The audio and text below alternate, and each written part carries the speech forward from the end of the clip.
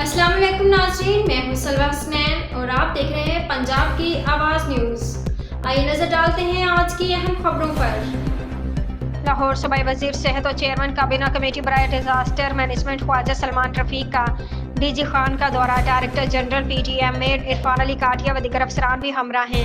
Commissioner office DG Khan में सैलाब और डेवलपमेंट स्कीमों से मुतल्लिक इजलास भी हुआ। कमिश्नर अशफाक अहमद चौधरी और चीफ इंजीनियर अनहार की इजलास के दौरान briefing. Deputy commissioner Mohammad Usman Khalid, DPO Syed Ali व दीगर अफसरान ने शरीक हुए। डिवीजन के दीगर डिप्टी कमिश्नर्स, डीपीओज और मुतल्लिका अफसरान के बजरिया वीडियो लिंक इजलास में शिरकत।